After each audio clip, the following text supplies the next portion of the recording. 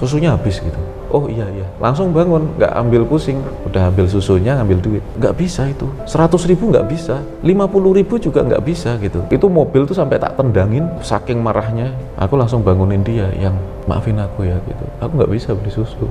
Terus gimana? Kasih teh hangat dulu aja.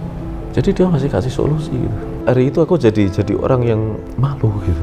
Karena saya leader, orang hormati saya, orang bilang saya sukses gitu. Tapi anak saya nggak dapet susu hari itu. Aku minta maaf benar-benar, dan saya nggak pernah minta maaf sebelumnya.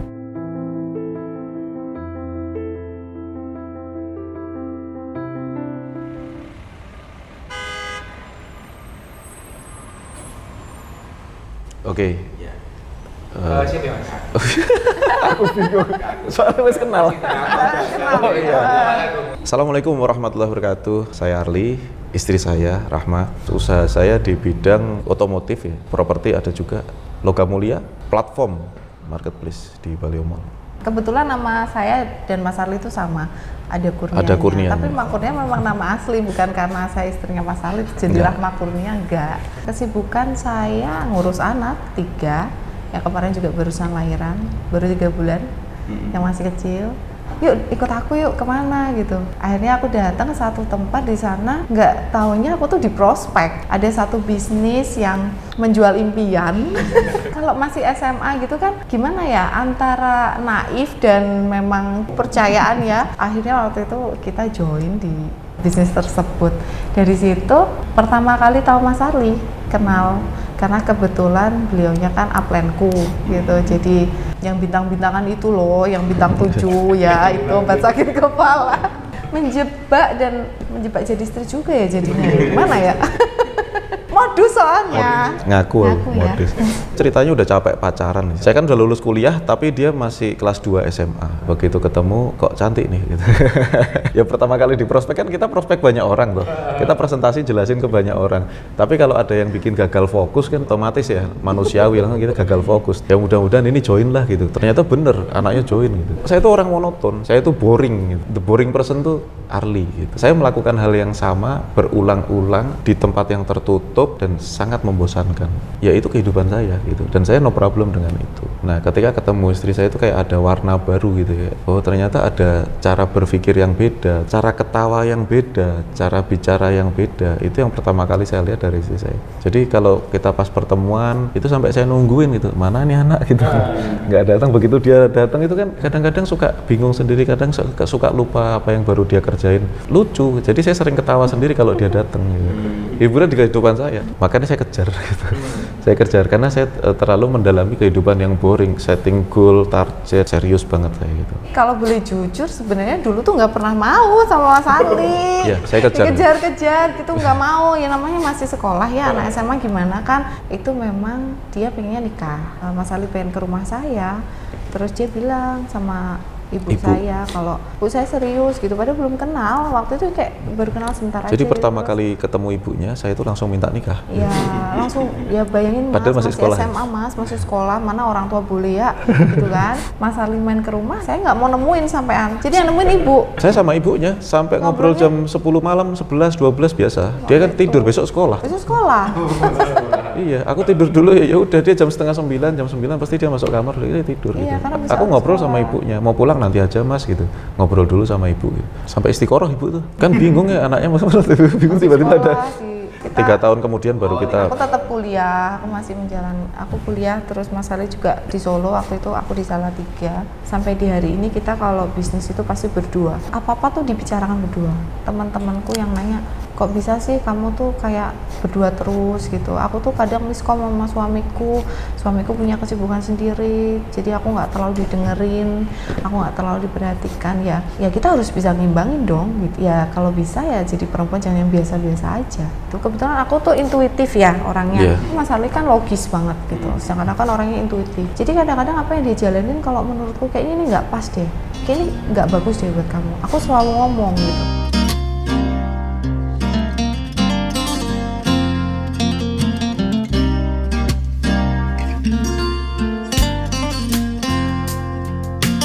Cara hidupku itu kalau ada target, ya saya kejar target itu. Saya nggak mau dengar apapun kecuali saya mau lihat target itu dan aku terus ke sana gitu. Gaya hidup MLM saat itu, kita beli banyak mobil nih, terus kita foto di depan mobil, itu kredit semua gitu. Itu yang saya lakukan. Saya punya bisnis coffee shop dulu ada gitu. Modalnya dari mana? Ya utang lagi gitu. Kita ada bisnis laundry, ya utang lagi. Jadi di mobil utang, ini utang, itu utang, sampai utang saya numpuk ceritanya. Pikiran saya sebagai laki-laki terus kejar omset sampai bisa untuk ngangsur. Tapi di rumah kan jadi perang gitu. Jadi miskom terus. Terus yang jadi pertanyaan adalah, ini tuh siapa yang minta gini gitu? Menurut pada saya, saat itu ketika dia bisa mencukupi istrinya dengan membelikan mobil, dengan atau apapun itu ya. Seperti itu ya, dia sudah bertanggung jawab. Padahal nggak ada yang minta seperti itu gitu loh. Saya nggak minta mobil, nggak minta rumah, saya minta tenang. Kita duduk bareng. Itu duduk bareng tuh saya kaget itu. Mau dibawa kemana itu kan? Baru bisa dengar kan, terus kita ngobrol, terus dia kaget gitu. Dia pikir saya mintanya macem-macem gitu kan. Katanya aku tuh cuma pengen didengerin. Udah, nggak lain nggak bukan. Ya emang sih ada kebutuhan, ada apa segala macam. Asal cukup aja. Terus saya mau duduk dengerin, dan saya nggak tahu loh dengerin tuh kayak apa. Laki-laki susah buat dengerin itu gitu, nggak tahu. Ini satu contoh nih, waktu Mas Arli itu kan dulu kan fokusnya di uang tuh untuk cicilan terus kan, sampai nggak pernah namanya kasih uang belanja istri, istilahnya gitu. Sedangkan saya nggak seneng minta dong duitnya untuk belanja nih, untuk kebutuhan. I'm not that type woman. Mas Arli tuh kasih uang aku 100.000 untuk uang aku belanja. Dia tuh besoknya nggak ngasih duit lagi. Lama-lama tuh kayak 100.000 sampai nggak tahu kapan gitu kan. Protes. Ya kadang masih ada tabungan aku pakai, ada. Lama-lama duitnya kosong, tapi nggak pernah ngomong sama Sarli. Akhirnya aku ngambek. Kamu tuh kenapa? Nggak apa-apa gitu. Ya kenapa ngomong? Nggak apa-apa. Pokoknya aku marah gitu. Kenapa marah? Ya kamu nggak pernah kasih aku duit, masa kamu nggak pernah ngasih aku duit, aku gitu. Baru nyadar.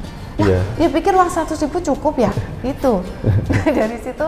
Ya bahasa cewek tuh gitu ya, bilang nggak pernah gitu, tapi sebetulnya bukan nggak pernah. Ini duitku tuh kurang gitu. Maksudnya sebetulnya gitu. Tapi bahasa cewek itu selalu nggak pernah gitu. Nah, itu dulu kalau saya dengar kalimat nggak pernah ngasih duit itu marah saya. Jadi saya balas dengan marah. Dia ngambek, saya balas dengan marah, dan itu terus keseharian saya. Hari itu saya pulang dari Surabaya. Itu kan saya kalau udah di dalam mobil, saya tidur di pom bensin, saya prospek ketemu orang, terus sampai benar-benar hasil. Ketika hasil kan bonusnya harian saat itu kan, muncul bonus harian, ya sudah. Terus akhirnya saya transfer untuk cicilan mobil, salah satu mobil saya kan, ada beberapa kan, yang nyicil semua. Padahal fungsi mobil itu adalah untuk foto gitu. Ketika foto ini loh aku udah bisa beli mobil ini, tapi kan orang nggak tahu sebetulnya gimana perjuangan di balik itu gitu kan. Ya, ada kreditan di situ kan. Transfer aja, terus aku pulang jam 2 malam, dia tidur sama anak saya kan. Ketika ada anak saya terus saya lihat benar, aku tidur baru selek gitu. Istri saya bilang, "Papa, susunya habis," gitu. Oh iya, karena saya tanggung jawab, langsung bangun, nggak ambil pusing, langsung ambil dompet ke minimarket. Ada ATM di situ tuh. Udah ambil susunya, ambil duit. Nggak bisa itu. 100.000 nggak bisa. 50.000 juga nggak bisa gitu.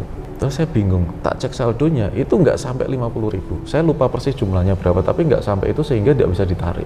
Terus akhirnya saya bingung.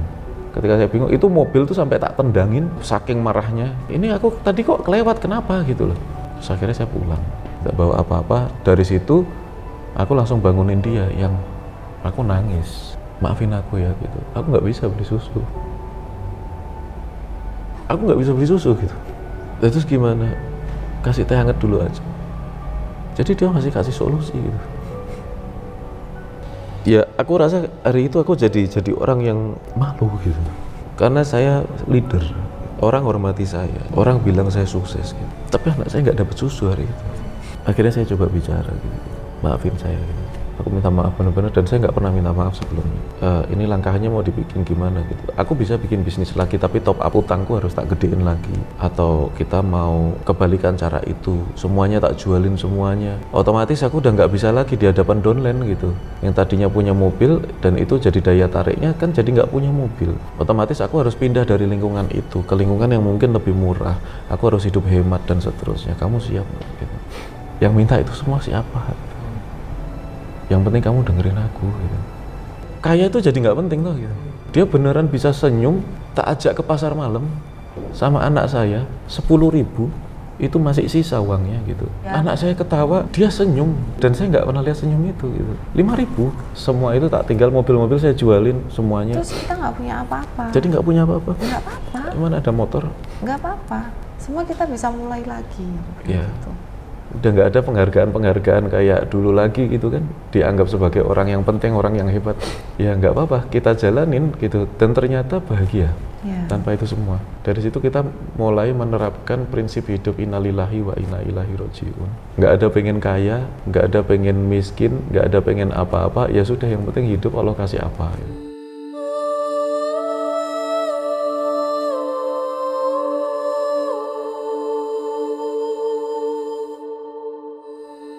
Pengalaman saya ngadepin debt collector, mereka manusia, sama seperti saya, seperti kita semua. Debt collector itu manusia. Nah, ketika kita manusiakan manusia, maka dia akan menjadi manusia. Tidak muncul naluri hewaninya gitu, marah atau apa gitu. Kopi apa teh, Mas? Itu senjata saya yang saya ajarkan sama semua orang yang sedang ngadepi debt collector. Di ketemu debt collector jangan takut. Kalimat pertama yang muncul, kopi apa teh, Mas? Gitu. Dia akan milih salah satu. Kalau nggak kopi ya teh, atau saya sudah minum air putih, nggak apa-apa, Mas ya. Udah paksain minum. Kenapa? Kalau debt collector sudah duduk terus dia minum, kalau perlu yang muslim minumannya bacain bismillah lah gitu, al-fatihah dulu lah gitu.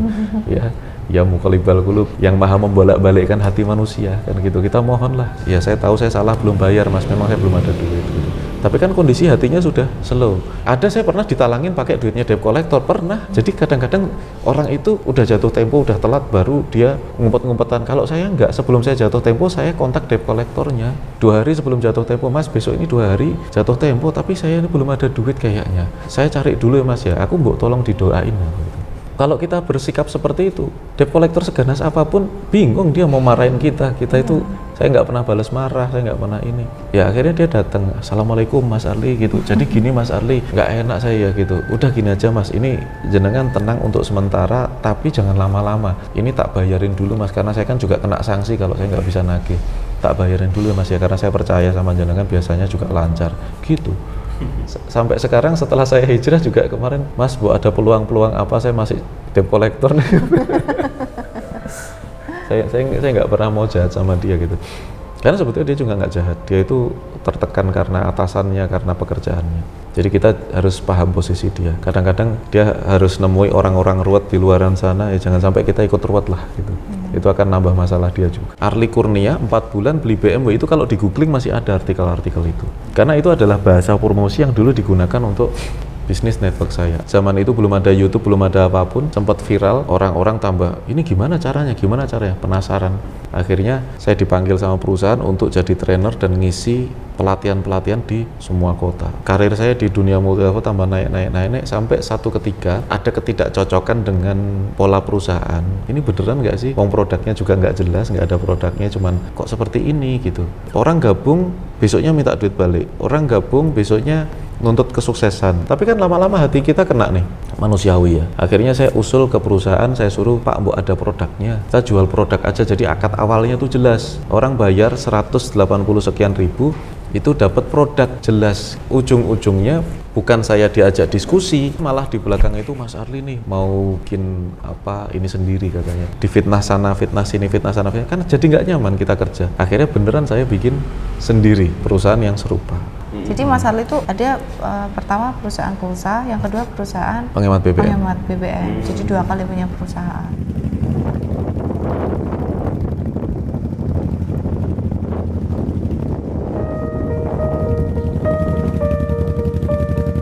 Momen-momen kita hijrah dari riba, tapi beneran kita nggak ada bisnis, nggak ada pekerjaan, nggak ada apapun untuk dijual. Kita pindah rumah, saya jualan penguat sinyal, ambil di OLX, ketemuan tuh di Jogja, naik motor saya, tuh duit tinggal 200-300 ribu, beli itu kan 1-3 ribuan tuh, modal 100 ribu, wirawiri Jogja kan cukup ya zaman itu.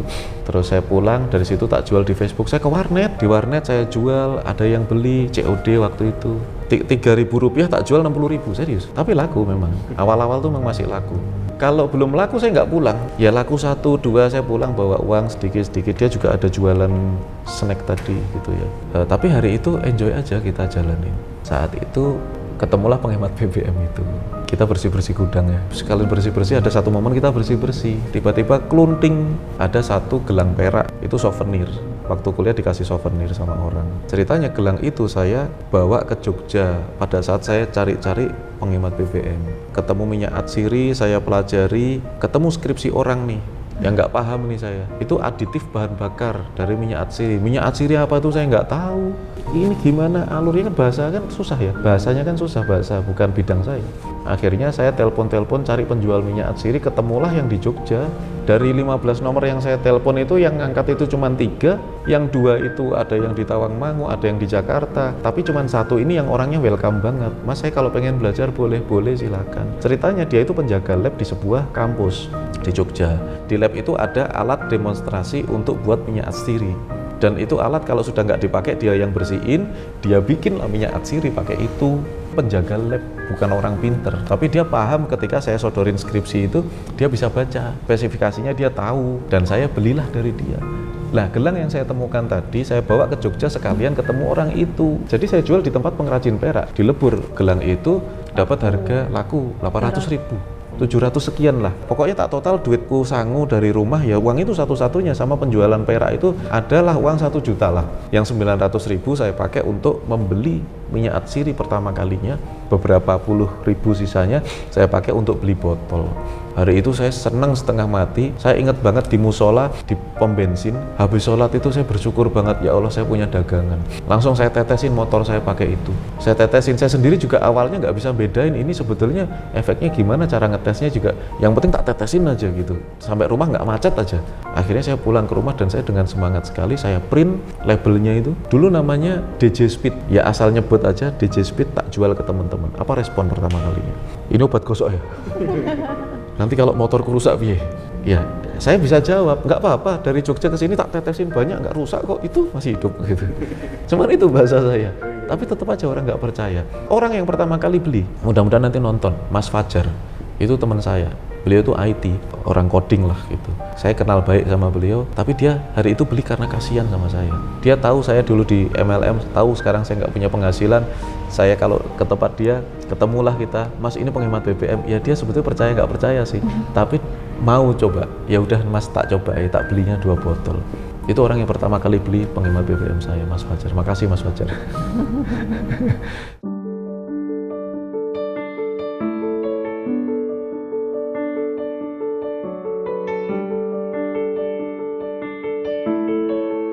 Hari itu muncul semangat saya, sampai satu ketika ada teman yang datang kan saya banyak penolakan nih, beberapa beli cuman karena kasihan, karena mau coba. Tapi ada satu momen teman saya datang nih beberapa hari kemudian, mau prospek MLM, aku mau ke Jogja tak mampir ke tempatmu ya gitu. Nek mau prospek gak usah nginep lah aku gitu, gak usah ketemu, capek aku hal-hal kayak gitu.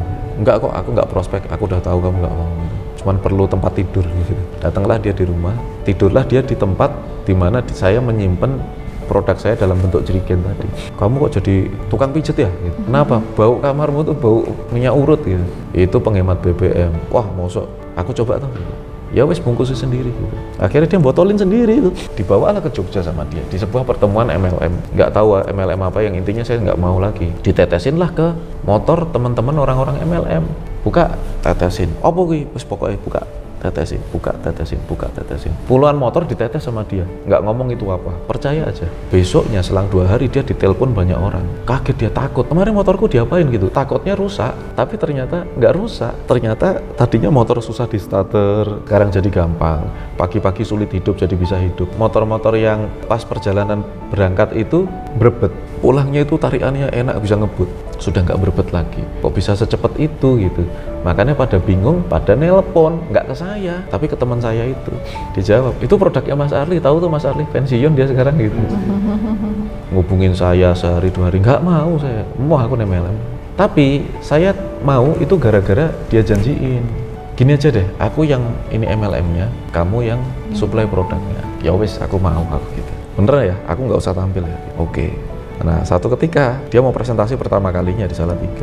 Ini mau ada 300 orang nih gitu. Kan aku nggak tahu produkmu, kamu datang lah yang punya produk, gimana sih gitu. Iya juga ya, logis juga. Akhirnya datanglah saya ke sana. Itu isinya cuma 11 orang gitu. Biasa MLM kan gitu. Kalau bicara itu lebih dari faktanya kan. Tapi saya maklum aja ya, biasalah gitu. Terus ngomong apa? Ngomong tuh niat nggak niat saya. Ya ini produk saya, ini tak bakar ya, tak uji ya, tak bakar gini. Orang itu begitu lihat api itu, bagus juga ini produk gitu. Langsung salah satu tuh nemuin saya, meskipun orangnya cuma sedikit, salah satu nemuin saya. Mas, keagenan di sini jangan kasih siapa-siapa, saya stokisnya. Gitu. Berapa stokis? Berapa ya? Bingung juga aku, nggak ngerti aku. Udah gini aja deh, 15 juta cukup nggak? Gitu. Antar saya jadi produk. Gitu. Aku cuma bakar-bakar gini, dapat 15 juta. Kemarin aku jual sebotol susah. Ini Salatiga saya bakar gini 15 juta. Di Kediri 15 juta, Jogja 15 juta, Malang, Blitar, jadi otak saya jadi kerja. Langsung teman saya tak panggil, oke gini, yuk kita dealan deh. Oke lah kita 50-50 nih gitu. Cuman syarat, gitu. Aku udah hijrah, aku mau semuanya syar'i. Oke di agama lain ini nggak ada, tapi aku harus patuh. Nggak ada lagi pamer-pamer bonus, foto di depan mobil untuk rekrut. Kebiasaan-kebiasaan dulu kayak gitu kita hilangin. Kita jual produk. Kamu mau pakai sistem, pakai sistem. Tapi aku jual produk. Ya karena dia mau butuh juga, ya wes deal. Jalan sebulan, 2 bulan, 3 bulan dan seterusnya. Ulang tahun pertama perusahaan kita di Singapura di Orchard Road, kita bawa banyak orang ke sana gitu. Nama PT saya itu Deso sendiri di situ. Ya kan semua kan bahasa Inggris semuanya itu.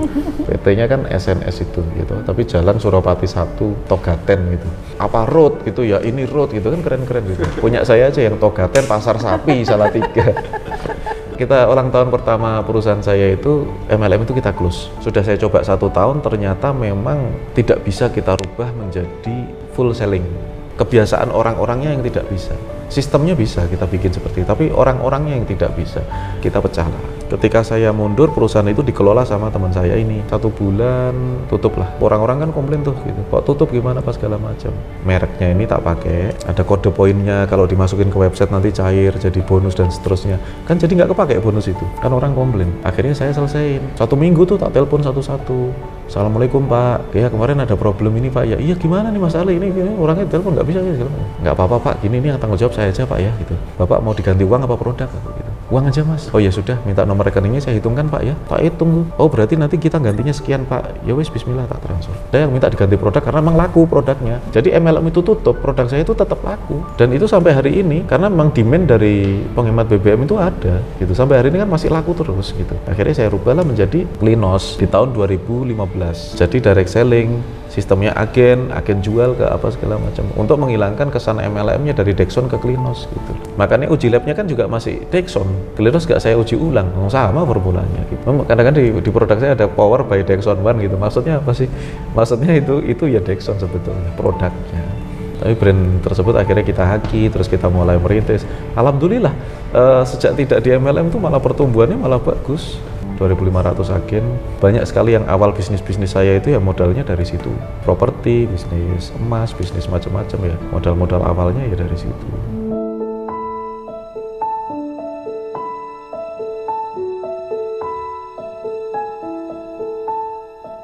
Jadi sebetulnya Klinos itu satu bisnis yang saya itu nggak terlalu konsen sama bisnis itu. Beda sama bisnis saya zaman Dexon atau zaman MLM dulu tuh saya full mikir tuh bisnis tok, nggak mikir yang lain. Target bisnis saya harus gini. Justru ketika Klinos itu satu-satunya momen di mana saya nggak punya target. Mas misinya apa sih, visi misi? Mana ada visi misi saya gitu, nggak pakai visi misi aku. Ya yang penting itu tak bikin, orang beli, selama itu beli ya tak bikin terus. Kalau nggak ada yang beli ya sudah nggak usah. As simple as that saya untuk Klinos itu. Justru aktivitas saya itu banyak di bebas utang karena kita hidup itu nggak muluk-muluk saat itu, rumah masih kontrak apa segala macam. Justru uangnya itu tak pakai bikin seminar 30 hari bebas utang gratis. Istri saya aja bingung, kamu bikin seminar gratis dapat untung apa? Ada waktunya kita jualan, ada waktunya kita sosial. Kita belum bisa sosial pakai uang dalam nominal yang cukup bagus, ya sosial uangnya ya sebisanya. Ini kita sosial ilmu. Baru istri saya, oh ya sudah, dia dukung saya. Jadi saya bikin seminar 30 hari bebas hutang, pakai uang dapur, itu saya pakai untuk sewa gedung, sewa hotel, biayai tim saya dan seterusnya. Ya dia support aja. Kalau dulu saya pakai waktu saya untuk kerja kejar target, dia marah. Tapi kalau saya melayani orang saat itu yang kesulitan utang, masih bisa menerima. Ya nggak tahu kenapa gitu. Beneran nggak punya waktu loh, jam 2 pagi aja orang telepon saya, kita kontrak rumah, berjejer itu mobil, motor banyak sekali. Awalnya belum kita jadwal, random, setiap malam, jadi saya habis keluar beli sate sama istri saya, di Sepo Satpam ada 5 orang, Pak Arli ada tamu gitu, oh iya ke rumah aja gitu. Setiap hari ada orang di pos Satpam, 1, 2, 5, 6 pasti ada. Dikira saya punya utang sama Satpamnya. Mas Arli sini punya masalah apa sih yang nyari banyak banget gitu. Enggak, itu orang punya masalah pengen ketemu saya, pengen cerita-cerita mungkin solusinya. Masalah apa? Ya masalah utang sih. Wah, aku tak konsultasi sama jenengan bisa gitu. Itu kata Satpamnya. Bukan orang yang paham teknis terlalu banyak, itu enggak. Dulu ya sempat bilang, yang penting kamu dengerin aku. Saya udah terbiasa dengerin orang jadinya. Itu terbawa karena saya terbiasa dengerin istri saya enggak lagi muncak emosi saya ketika saya dengerin sesuatu. Saya jadi terbiasa dengerin orang. Jadi orang punya masalah itu saya dengerin aja. Oh iya, sabar Pak, sabar Bu gitu. Jadi orang itu minta didengerin saya jadinya gitu. Terus didengerin sehari, 2 hari, 3 hari, sebulan masih kuat saya. Banyak orang itu datang telepon masih kuat. Tapi lama-lama saya itu pengen berdua gini sama istri ya toh. Itu jadi nggak ada waktu. Khususin waktu Senin malam. Nggak mau ketemu tapi telepon. Jadi Senin malam itu mulai kita hire karyawan ya. Aku mulai punya karyawan 3 itu. Lah karyawan saya itu saya ngerangkap jadi asisten. Dia kalau itu jadwalin. Nanti yang telepon Pak siapa, kotanya mana, dijadwal bikin itu untuk Senin malam Mbak Daisya. Khusus saya terima telepon hari itu. Sekarang udah nggak kuat lagi, udah tua. Dulu masih kuat, terima telepon, saya ibu ini dari Lampung, saya dari Makassar Mas Arli, macam-macam banyak, dan satu orang itu nelpon sejam sampai 2 jam, bayangin aja, sehari 10 maksimal, berarti kan 10 jam hari Senin tok. Nggak bayar lagi ya? Enggak gitu, ya udah, dan itu bersambung lagi. Kadang-kadang saya mentok, ada di sini saya mentok, Mas Arli saya tuh utang 1 miliar, orang Lampung nih, utang 1 miliar, terus gimana nih Mas solusinya Mas, ini ruwet nih Mas, saya ada rentenir ke KPR apa segala macam, rumah saya juga mau dilelang apa, karena saya sudah kebanyakan terima telepon. Saya bilang, Bu, yang penting gini aja Bu, Ibu tutup telepon saya, udah mulai 7 hari 7 malam Ibu tahajud lah gitu. Itu kalau udah gitu saya mentok, nggak punya solusi. Beneran ibunya tahajud, nanti minggu depan baru telepon lagi, biar saya ada waktu 1 minggu buat mikirin ini Ibu. Akhirnya minggu depan dia telepon lagi, Mas Arli, saya sudah tahajud, terus sekarang harus bagaimana gitu. Aku kan lihat jadwal tuh, lihat ini ibu yang dari Lampung ini, kangen aja Mbak, taruh paling malam aja Mbak, biar dia ngantuk tidur nggak telepon aku gitu. Capek aku gitu. Bener malam, tapi telepon dong. Ya 1 miliar ibu-ibu utangnya, dia tungguin tuh bener-bener gitu. Ya karena dia terbiasa tahajud juga, tadi udah setuju. Jadi dia malam nggak tidur tuh. Nelpon Mas Arli, saya telepon sekarang giliran saya. Aduh ini ibu lagi ya. Ya wis lah, bismillahirrahmanirrahim, tak angkat gitu. Ya Bu, gimana Bu? Ya Mas Arli, saya harus gimana nih rumahnya? Nah, gini aja Bu, Ibu datang ke BPN. Coba aja Ibu blokir sertifikat. Caranya gimana? Nanti tanya aja deh sama orang BPN. Sertifikatnya diblokir, bisa apa enggak saya nggak tahu, tapi Ibu kesana aja dulu. Itu aja Mas. Iya, aku gitu. Sudah gitu aja Mas. Iya, aku gitu. Ya sudah, makasih Mas Arli ya solusinya. Mudah-mudahan besok nggak telepon lagi nih Bu, karena saya nggak tahu solusinya. Beneran, minggu depannya udah tak taruh paling malam lagi. Telepon lagi itu Ibu. Waduh ini lagi itu. Ya Allah, aku harus ngomong apa nih sama ibu ini? Karena saya bukan seorang yang paham semua solusi ya, saya orang biasa. Terus ditelepon lah sama ibu ini. Ya wis tak angkat lah, bismillah lah. Yang penting dia ngomong apa tak dengar lagi. Assalamualaikum, waalaikumsalam Mas Arli. Mas Arli, saya ini alhamdulillah sekali. Apa ini Bu? Saya itu ceritakan ke semua teman-teman saya ceritakan ke saudara-saudara saya. Ini yang ngasih saran bukan orang sembarangan ini. Bu, ini ada apa? Saya bilang gitu. Beneran, saya itu ke BPN. Ketika saya ke BPN, saya mau blokir sertifikat. Ternyata saya itu ketemu di situ pegawai BPN itu orang Padang. Saya sama-sama orang Padang Mas Arli, dia bilang gitu. Saya dibantuin, diblokirin sertifikat saya, dibantuin sampai selesai, dia yang urus semuanya. Habis gitu karena diblokir, kan rumah saya nggak jadi dilelang. Yang tadinya bank itu diajak negosiasi susah, sekarang itu dia datang ke rumah saya. Sudahlah Ibu itu nanti mau bayarnya kapan, punyanya berapa, silakanlah Bu, bunga nanti kita negosiasikan semuanya lah. Itu nggak tahu kenapa sekarang bank jadi mohon-mohon sama saya gitu. Oh ya Bu, gitu ya gitu. Oh ya alhamdulillah Bu, semua dari Allah ya gitu. Terus tak tutup. Ya Allah alhamdulillah. Saya bukan orang yang tahu semua solusi. Kadang-kadang seringkali saya nggak tahu solusinya. Saya cuma mau apa yang jadi kesulitan orang hari itu selama saya masih kuat ya gitu. Karena saya beberapa kali kemarin ya kurang sehat gitu kan, karena terlalu sibuk, urusannya terlalu banyak.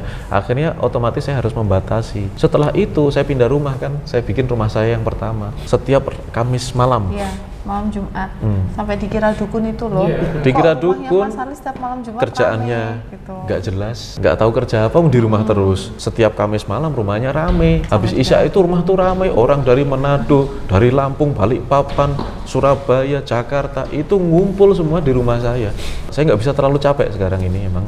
Ya pengennya sih kayak dulu, tapi sekarang udah nggak bisa gitu. Akhirnya sekarang full online. Kamis malam waktu saya untuk orang yang terbelit utang. Nggak ada yang mau dengar mereka, saya pakai kuping saya ini untuk mendengar mereka. Tapi gimana pun juga ya yang ngelatih telinga saya istri saya. Sejak saya mau dengerin istri saya, jadi saya jadi mau mendengarkan ya orang lain.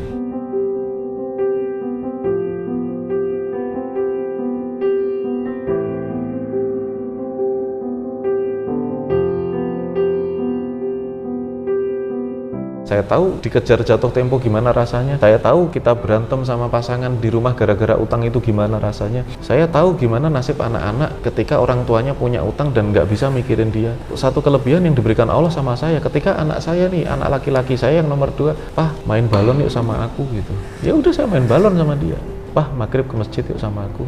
"Ayo," gitu. Anak saya gitu. Jadi kita jadi punya waktu untuk anak-anak kita. Itu buat saya mahal. Itu buat saya luar biasa gitu. Dan tidak semua orang memiliki privilege gitu ya. Allah berikan itu untuk saya dan keluarga. Alhamdulillah saya senang sekali. Makanya sebisa mungkin orang-orang di sekitar saya itu lunas utangnya.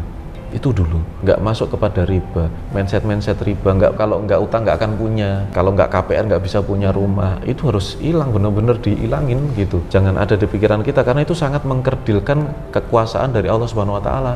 Nggak utang nggak bisa punya rumah, itu menyepelekan Tuhan. Dan sejak saya punya mindset yang seperti itu, Allah kasih yang luar biasa gitu.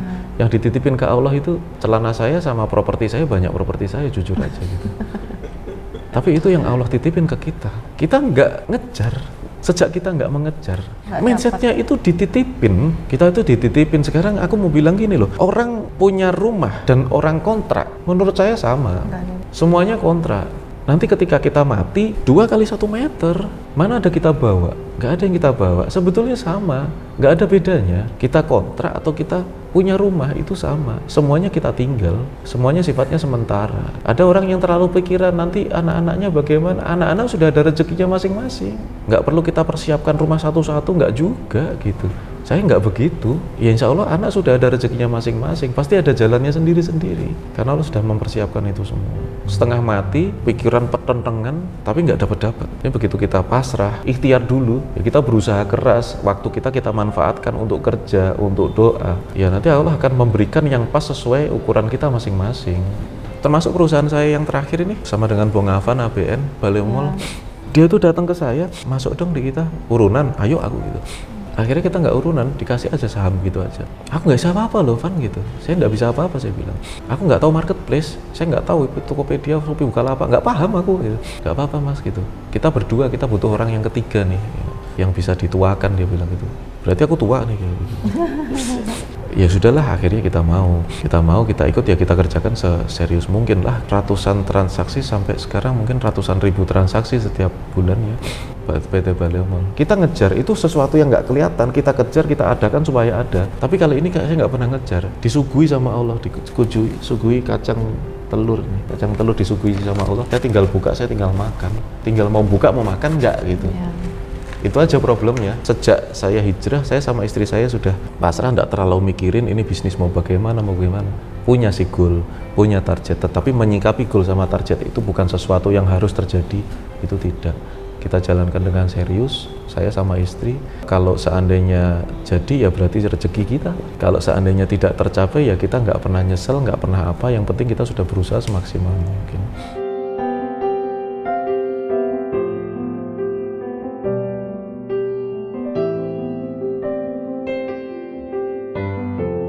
Hari itu kita membicarakan sebuah gagasan dari sebuah kalimat yang sudah sering kita ucapkan, yaitu innalillahi wa inna ilaihi rajiun. Dulu setiap sholat itu saya doa, mas. Doa saya itu, ya Allah, ya Rabb, seandainya engkau takdirkan saya kaya, kuatkan saya. Seandainya engkau takdirkan saya miskin, saya ikhlas lillahi ta'ala.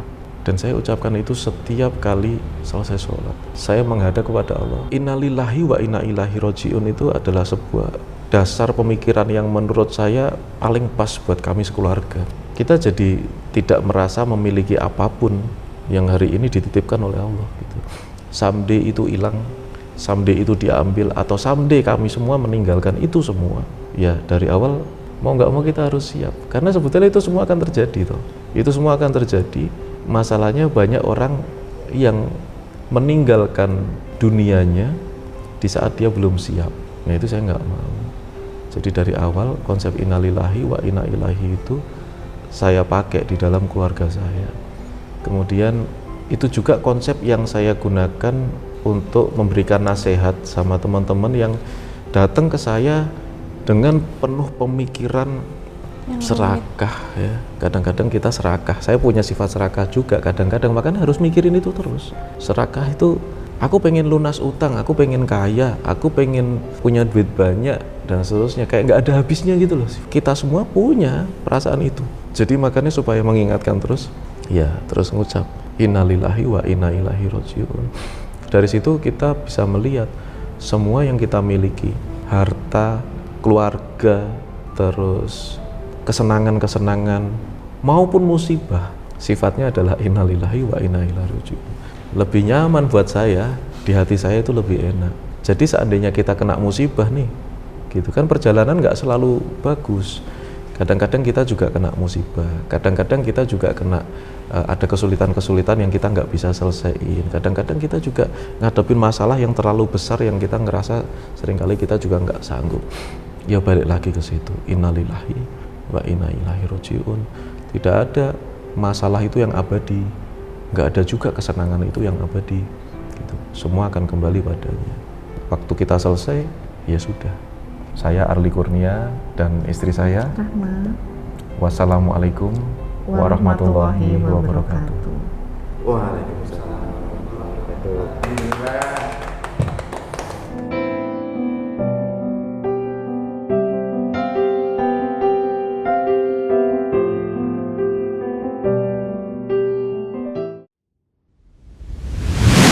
Depot sedia rasa.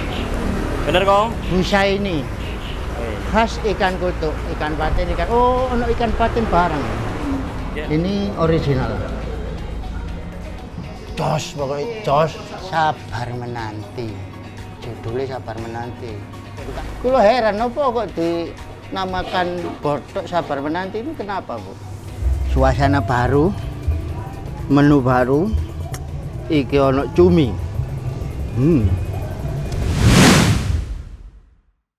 Merancang rumah kos yang memanusiakan mahasiswa. Waktu itu tahun 2016 masuk sebagai finalis World Architecture Festival di Berlin, menjadi finalis ya, yang itu juga membawa nama Indonesia. Sehingga dari situlah kami merasa percaya diri bahwa ketika kita berani berdiri di kaki kita sendiri, maka orang akan menghargai kita.